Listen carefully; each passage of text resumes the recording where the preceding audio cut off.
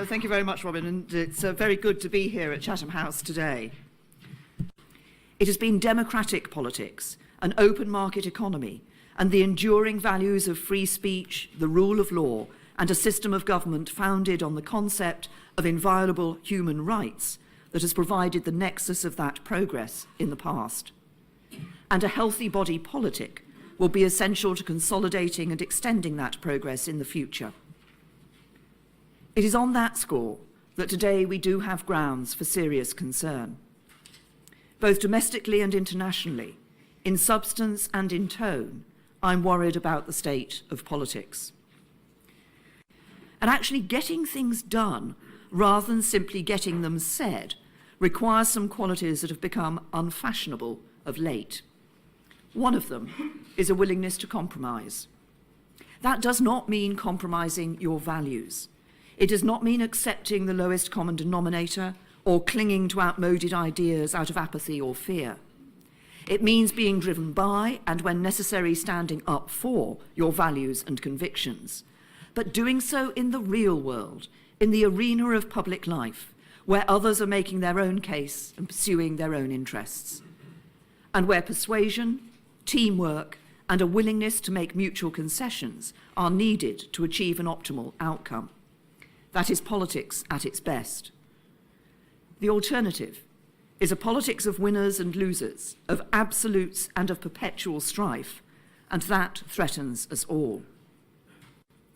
Today, an inability to combine principles with pragmatism and make a compromise when required seems to have driven our whole political discourse down the wrong path.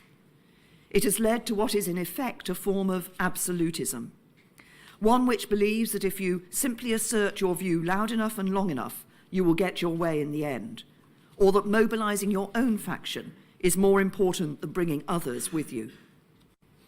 This descent of our debate into rancor and tribal bitterness, and in some cases, even vile abuse at a criminal level, is corrosive for the democratic values which we should all be seeking to uphold.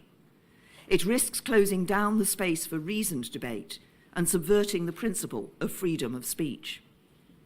And this does not just create an unpleasant environment.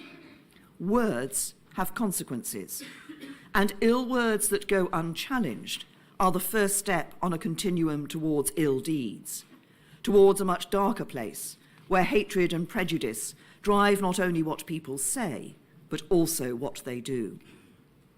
This absolutism is not confined to British politics. It festers in politics all across the world. We see it in the rise of political parties on the far left and far right in Europe and beyond.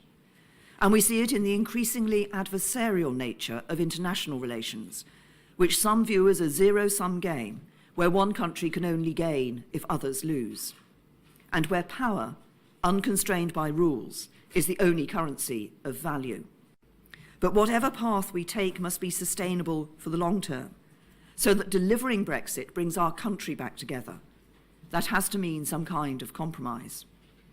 Some argue I should have taken the United Kingdom out of the European Union with no deal on the 29th of March. Some wanted a purer version of Brexit, others to find a way of stopping it altogether. But most people across our country had a preference for getting it done with a deal.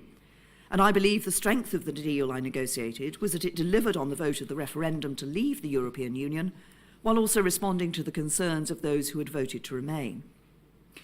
The problem was that when it came time for Parliament to ratify the deal, our politics retreated back into its binary pre-referendum positions, a winner-takes-all approach to leaving or remaining.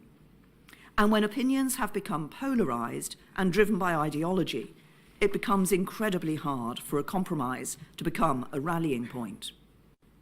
And just as we seek to protect the hard-fought Paris Climate Agreement, so I also believe we must protect the similarly hard-fought JCPOA, the nuclear deal with Iran, whatever its challenges. Once again, it took painstaking pragmatism and compromise to strike that deal. Of course, there are those who fear a reduction in sanctions on a country that continues to pursue destabilising activity across the region, and we should address that activity head-on. But whether we like it or not, a compromise deal remains the best way to get the outcome we all still ultimately seek, to prevent Iran from acquiring a nuclear weapon and to preserve the stability of the region. Thank you.